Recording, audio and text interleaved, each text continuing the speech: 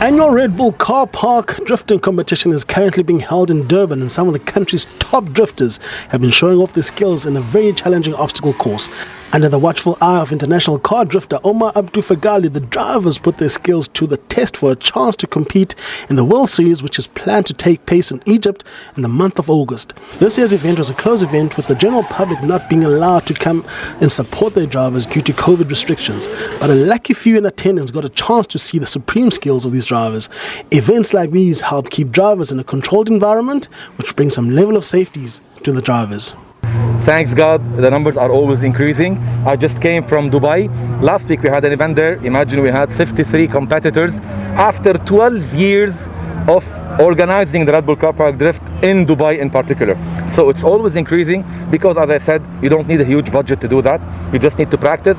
To be in, you need to have chemistry between you and your car, just to know where you're heading, how to use the handbrake, how to go from full lock to another full lock angle, and that's what's really good. Now, yesterday in particular in South Africa, I was really happy to see the level of drifters with their drifting cars here. They are really ready. With drifting seemingly a sport on the rise in the country, more and more drivers are honing their skills. Let's hear from someone who's blessed with many talents. Yeah, sure. I mean, the other half of what I do outside of DJing is drifting, but I do a lot of this, through youth development, road safety and all those things, just in case people thought that I've only been DJing. So I've been in the scene for many years as well. But, the scene is definitely growing on so many different levels, and there's so many different teams and groups coming up in each city. So for this event, the Red Bull Car Park Drift and events such as Sham Moto is kind of, adding to the growth as well. And the cool thing is we're actually seeing spinning being integrated into drifting as well. So the two disciplines are kind of borrowing from each other as far as the driving styles go as well. So I'm looking forward to the future, of the motorsport. Motorsport is a very expensive form of sport, but this form of motorsport is relatively cheap due to the lack of tuning and modifications these cars have. We all know that motorsport is the most expensive sport all over the world. So with the rules and regulations that we set here, the cars, the tires and everything for the Red Bull Car Park Drift, it's really the minimum that you need. You can even come with your own personal car with some small modifications. You can be competing for the top spots in any Red Bull Car Park Drift qualifier all over the world. Due to the high cost of maintaining cars, it is wise to keep your car as standard as possible, as sponsors are still scarce in this form of sport. No, professional drifting is not cheap. No. Ask me, I know. Because I don't have sponsors at the moment. So I'm running as a privateer.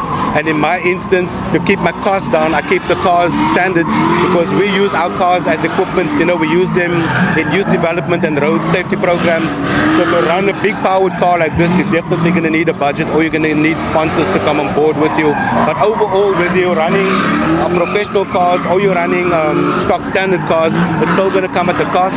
So my advice is, either you're a mechanic or become best friends with a mechanic, or just ride with a team or crew, and try to develop your skills as a brand and go knocking on doors of potential sponsors to help you with your journey. What makes a good driver though? Is it the car?